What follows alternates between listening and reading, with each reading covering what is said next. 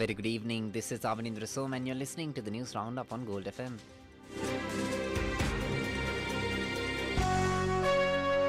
The news headlines on Gold FM.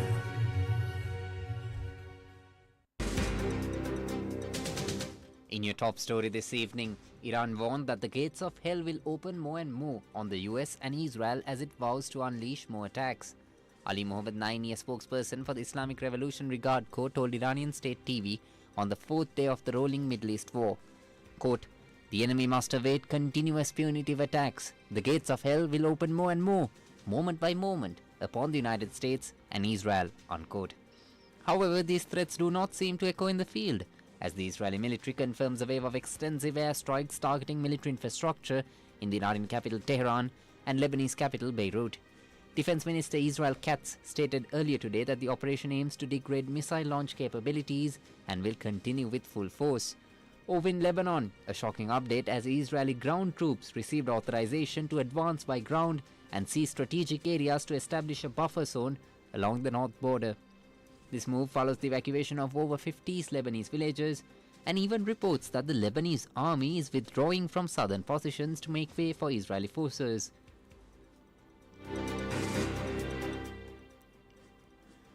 Now, in such a backdrop, the debate over Iran's nuclear program has long been defined by a clash between international law and regional distrust. While legal frameworks like the NPT grant sovereign nations the right to civilian nuclear energy, the West has increasingly viewed Iran through the lens of a regime nature rather than technical compliance. Our staff reporter Chamud Fernando spoke exclusively to Nikolai Sokov, Senior Research Associate at the Center for Non-Proliferation Studies, who establishes that legally Iran has the right to a civilian program. Legally, Iran has the right to have a civilian nuclear program. Legally. Nothing prevents it from having nuclear energies and other benefits that are provided by our civilian nuclear program. So, number one. Number two, we don't have any evidence, in fact, that Iran has been pursuing nuclear weapons. There is some evidence that it had a very small research program more than 20 years ago, maybe like 25 kind of years ago, but it was a research program, so Iran did not have nuclear materials to create nuclear weapons. It was just, lab kind of thing. But it was clearly ended many years ago, more than 20 years ago. So no evidence that Iran was trying to pursue nuclear weapons. All the concern about the Iranian nuclear program really stems not from what Iran is doing, but from the nature of the regime. Yes, and obviously, most of the Western countries simply do not trust. Sokov critiques the collapse of the 2015 nuclear deal, noting that while Iran was the most controlled country in the world, the US abandonment and European failure to lift sanctions left Iran with no incentive to comply. It was a good agreement. Iran was probably the most controlled, country in terms of its nuclear program. Unfortunately, opposition in the United States would always remain strong to that agreement. And Donald Trump, during his first term, in 2019, he abrogated that agreement. So the United States withdrew. The agreement remained in force, but now without the United States. And of course, it was the key player. So Europeans continue to insist that Iran should continue to abide by that agreement, accept all the verification, all inspections by the International Atomic Energy Agency, but at the same time, European countries did not implement their side of the deal. They were supposed to remove sanctions on Iran, and they did. So there was really no reason for Iran to continue implementing the treaty. When you begin to say, okay, these are bad regimes, so yes, they're not allowed. Yes, these are good regimes, yes, and they can do whatever they want. That's really the road to nowhere. So I'm not so much concerned about the Iranian nuclear program, but I'm very concerned that we're living, like in the world of the Lord of the Rings. We are elves, yes, and they're orcs, yes, and we can only fight. Yes, that's a bad attitude. Daryl G. Kimball, Executive Director of the Arms Control Association, also spoke to Gold FM exclusively and reveals the high stakes of the 2025 escalation. The other thing that is clear is that in the negotiations between the U.S. and Iran, which had really only just begun again, the Omani foreign minister reported that the two sides were making serious and good progress. He said that a deal was within reach with further negotiations. Whether that's true or not, we will never know now. But based on the reporting, public reporting, the Iranians had made some serious proposals, including a long-term suspension of uranium enrichment, stockpiling of uranium, a full return in cooperation with the International Atomic Energy Agency. Those would have been important breakthroughs. But Donald Trump decided to launch the attack. His aims are not clear, and it is unclear, when this widening conflict will end. The last thing I would just note is that when it comes to concern about Iran's nuclear program and the nuclear material, the longer it takes for the IAEA inspectors to get back into Iran, the more uncertainty there will be regarding that nuclear material. And that's one thing that some of us are very concerned about. He warns that this aggression may backfire, teaching other nations that the only way to prevent an attack from a nuclear-armed power is to acquire their own nuclear deterrent.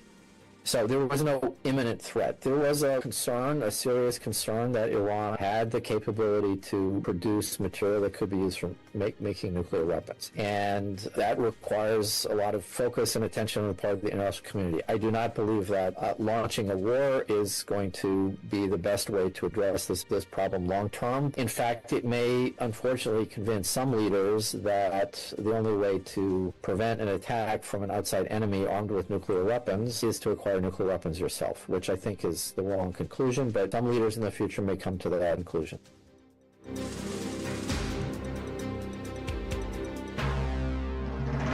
This is the local news on Gold FM.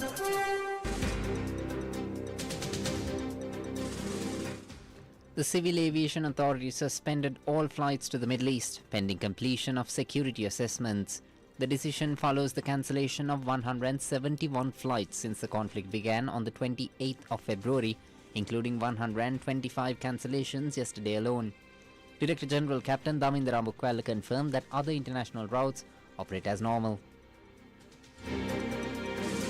Long queues at fuel stations in Colombo and surrounding areas started to subside today, though crowds persist in several outstation regions.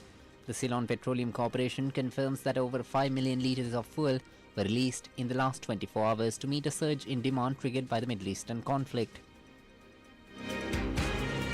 Police stations across Sri Lanka are implementing a specialised security program to protect embassies, high commissions and official residences.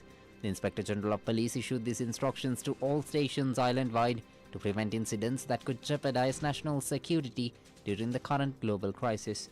This framework will remain in place until further notice.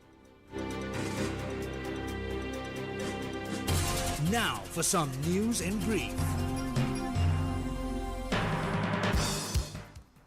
The Colombo High Court will deliver the judgment in 4 bribery-related cases against former Deputy Minister Sarna Gunawardena on the 30th of April. The cases filed by the Commission to investigate allegations of bribery or corruption were over alleged 2006 vehicle rental losses at the National Lotteries Board. The business news on Gold FM.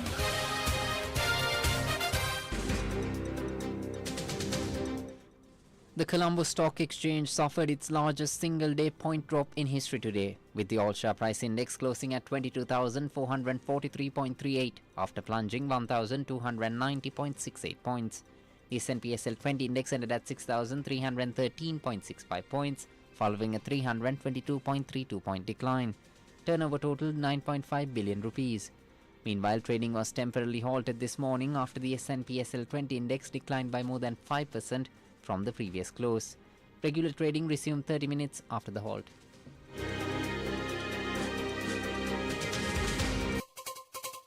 International news on Gold FM. Pakistan and Afghan troops are engaged in intense combat at multiple border points today as the United Nations warned of 42 civilian fatalities since the conflict began 6 days ago. Entertainment news on Gold FM. Paramount Skydance plans to combine Paramount Plus and HBO Max into a single streaming platform following its successful $110 billion bid for Warner Brothers Discovery.